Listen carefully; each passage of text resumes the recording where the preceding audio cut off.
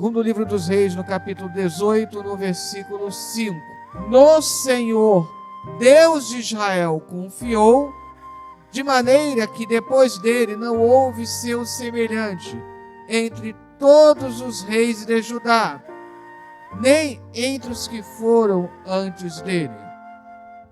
Porque se chegou ao Senhor, não se apartou após ele e guardou os mandamentos que o Senhor tinha dado a Moisés.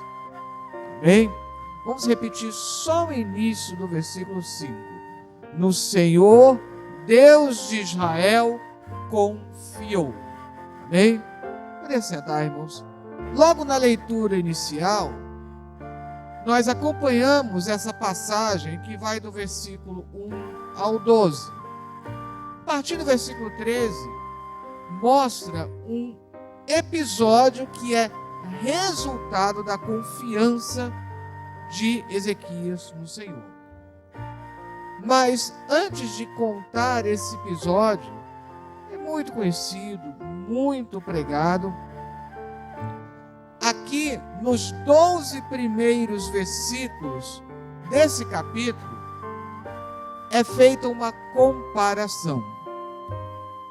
No dia a dia, é inevitável que nós façamos comparações e que sejamos comparados.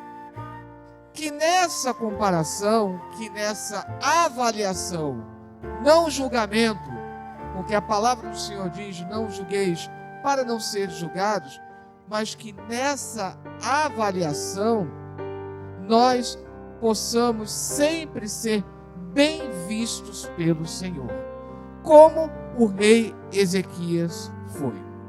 Aqui começa dizendo que ele se tornou rei de Israel quando ele tinha apenas 25 anos.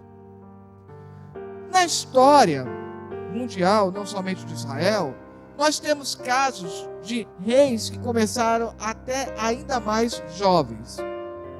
Mas, mesmo para os padrões da época, nós temos aqui um rei jovem. E o que isso nos diz? A juventude é tida como uma falta de experiência. E é bem verdade que seria tão bom que se unisse a energia e a disposição dos jovens com a experiência dos mais velhos. Os mais velhos que têm uma experiência, mas em muitas ocasiões já não têm mais a mesma energia e disposição. Mas, ainda que lhe falte experiência, o apóstolo Paulo pôde dizer a Timóteo: ninguém despreze a tua mocidade. Então, os jovens podem e devem já fazer grandes coisas para o Senhor. E Deus já entrega grandes responsabilidades aos jovens. Ezequias, com 25 anos, ele já tinha uma grande responsabilidade, um grande desafio.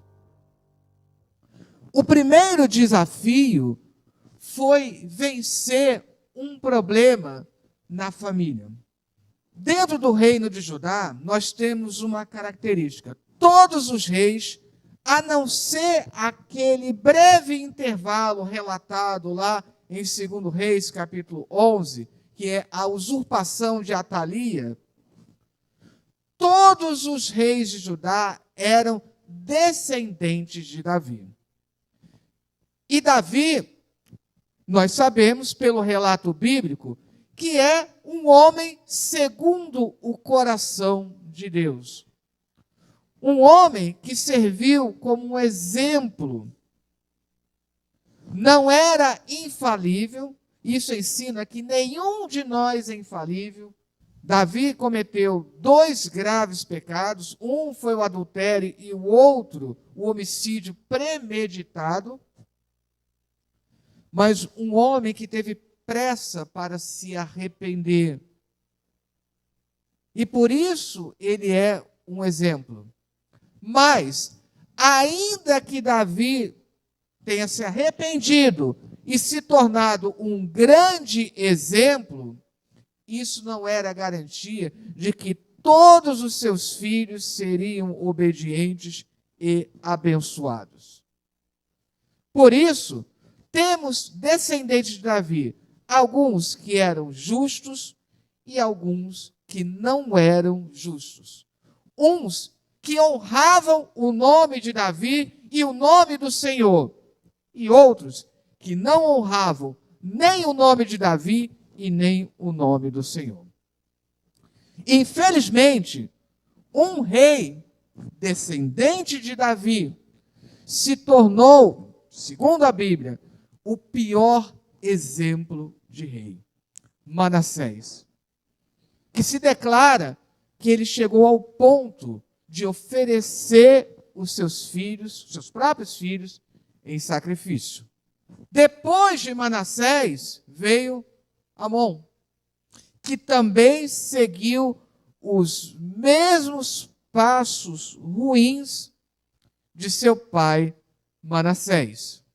Antes de Ezequias, nós tivemos o exemplo do seu pai Acais, só que foi um mau exemplo. E aqui nós percebemos algo muito importante. O rei Acais não chegou a tanta impiedade quanto foi posteriormente Manassés, Amon, mas a Bíblia declara o quanto ele não andou nem nos caminhos de seu antepassado Davi e nem nos caminhos do Senhor. Como pai, infelizmente, ele não foi exemplo para o seu filho. E é algo triste, porque a Bíblia nos diz que os filhos, eles devem honrar pai e mãe. Em contrapartida, os pais devem ser exemplos, espelho para os seus filhos. Mas, infelizmente, às vezes, eles não são um espelho positivo. Eles acabam se tornando um espelho negativo. Entretanto, a Bíblia também diz que os filhos não levarão o pecado dos pais, porque cada um responderá por si. Então, o que isso significa? Se de um lado os pais precisam se esforçar para ser um bom exemplo, os filhos não podem utilizar como desculpa o fato dos pais não serem bons exemplos. Foi o que Ezequias fez. Viu que seu pai errou, mas ele se dispôs a não repetir os erros de seu pai. E um outro detalhe, porque ninguém fez algo, por que eu vou fazer? A pergunta deve ser outra. Se ninguém fez, por que não eu me disponho? Ninguém tinha se disposto ainda a eliminar os altos. O que eram os altos? Locais particulares de adoração. Locais que eram locais de adoração, mas não de acordo com aquilo que estava prescrito na Bíblia. Ninguém tinha se disposto a eliminar aqueles lugares altos. Ezequias disse: eu vou tomar a iniciativa de eliminar esses lugares altos. Ele também se dispôs, diz aqui no texto bíblico, a eliminar a serpente de metal que Moisés tinha levantado no deserto e que até aquele momento, 700 anos depois, ainda era adorada. E isso chama a atenção de mais um detalhe. Ora, se o próprio Moisés levantou essa serpente, e o texto bíblico diz que quem olhasse para ela era curado, então nós devemos adorar essa serpente. E o que o texto bíblico nos diz? Não devemos adorar o meio de cura, mas devemos adorar aquele que nos proporciona a cura. Porque quando eles olhavam para aquela serpente de metal, eles não estavam confiando naquele objeto para serem curados, mas no Deus que nos proporciona a cura. Alguns poderiam dizer para Ezequias, mas foi Moisés que construiu isso. E Ezequias, não importa, nada pode ser adorado no lugar de Deus, mesmo que tenha sido Moisés quem tenha construído. Por isso que o texto diz que Ezequias confiou no Senhor, porque era uma atitude que ele precisava confiar. Era uma atitude em que ele estava se dispondo a fazer aquilo que era necessário, apesar de todas as adversidades. Porque muitas pessoas poderiam dizer, mas se ninguém fez antes, por que você vai fazer? Porque alguém precisava fazer. E Ezequias se dispôs a fazer. E detalhe, ele se dispôs a fazer isso com pouca idade. A pouca idade não é empecilho para fazer grandes coisas para Deus.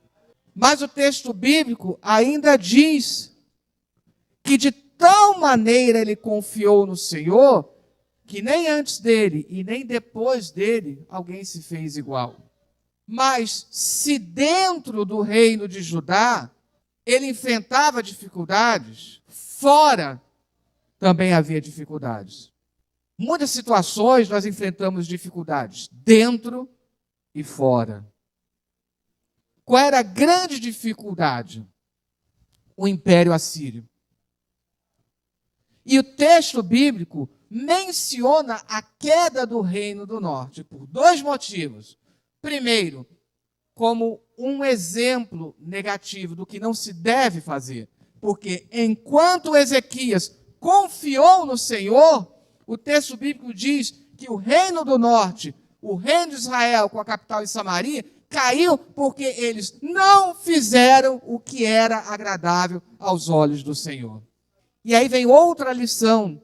O Reino do Norte era um reino rico, próspero, enquanto que o reino de Judá, nessa época, estava empobrecido. Mas apesar do reino do norte ser rico, era pobre espiritualmente. Enquanto que Judá, apesar de pobre, mas era rico espiritualmente, graças à atitude corajosa do rei Ezequias. Outra atitude corajosa de Ezequias, a submissão à Síria, significava que ele teria que se submeter aos deuses da Síria. Foi o que Acais fez quando disse para construir um altar igual ao de Damasco. Mas quando o texto bíblico diz que ele se revoltou, diz, ele não estava mais disposto a adorar a nenhum outro Deus que não fosse o Deus verdadeiro. E ele se revoltou. E aquilo era uma atitude de coragem. O que virá agora? E de fato, a partir do versículo 13, mostra que os assírios vieram com toda a força, dizendo, quem é você para enfrentar o rei da Síria? Você está dizendo para confiar em teu Deus? Os outros deuses foram capazes de livrar cada povo? E o texto diz que Ezequias, quando recebeu aquela carta, se ajoelhou, pôs aquela carta diante do altar e disse, bem verdade que os outros deuses não puderam livrar os seus povos, mas porque deuses não eram. Porém, eu sirvo o Deus verdadeiro, o Deus que criou os céus e a terra. E é nesse Deus que eu deposito toda a minha confiança. É bem verdade que existem situações que nós ficamos temerosos? Lá em Isaías, no capítulo 9, fala do barulho, do ruído das botas dos assírios quando eles marchavam. Porque foi o primeiro exército que forneceu botas para os seus soldados. Isso permitia que eles marchassem. E o som daquele exército pisando com força, aquilo aterrorizava. Quantas vezes já enfrentamos situações em que ficamos temerosos? Porque se nós temos medo, é normal do ser humano. Mas se nós temos medo, nós temos que lembrar de confiar num Deus que pode todas as coisas, que pode nos livrar do exército da Síria, que pode nos livrar do poder do inimigo. Por isso que uma das palavras mais constantes na Bíblia, e que é uma palavra-chave aqui nessa passagem, é confiar. Diz que Ezequias confiou no Senhor. Ezequias não tinha um grande exército. Pelo contrário, uma informação que não está na Bíblia, mas que foi uma informação que nós temos graças à arqueologia, que a coisa era tão séria que só Jerusalém estava na mão, praticamente, de Ezequias nessa época. Humanamente falando, ele não tinha mais nenhuma esperança.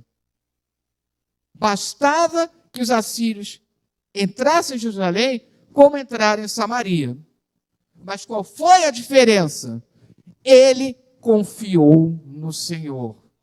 Ele pôde dizer a Deus: eu não tenho forças, mas o Senhor tem todo o poder nos céus e na terra. Ele não tinha exército poderoso. Ele não tinha poder econômico. Talvez uma parte da população estivesse até chateada com o rei Ezequias pelas atitudes que ele tomou. Talvez, o texto bíblico não diz isso, talvez algumas atitudes, talvez impopulares, mas ele confiou no Senhor. Ele entregou toda a sua esperança em Deus. A nossa atitude não é dizer que não existem problemas, ser negacionista. Não. Nós temos que enfrentar os problemas. Eu não posso fingir que não existam problemas, mas eu sei que tem um Deus que pode resolver os meus problemas. E esse Deus, ele nos pede: confia. Confia, entrega toda a tua esperança, coloca as tuas orações aos pés do altar, como fez Ezequias. Quando veio Rabsaque entregar a mensagem do rei Senaqueribe, a primeira coisa que ele fez foi dobrar os seus joelhos, foi orar a Deus pedindo: Senhor, eu não tenho como, mas eu confio no Senhor. Que nós possamos ter essa confiança. Por isso, o nome dele, Ezequias. Porque de manhã eu falei como nomes às vezes têm uma mensagem. E o nome desse rei também tem uma mensagem. Ezequias, o Senhor fortalece. O Senhor é aquele que te fortalece. O Senhor é aquele que pode não te livrar da tribulação, mas com certeza Ele te dará forças para atravessar a tribulação, para suportar a tribulação e para suportar as dificuldades. Ezequias, o Senhor fortalece, o Senhor me fortalece, o Senhor te fortalece, o Senhor nos fortalece. Que Deus abençoe em nome de Jesus.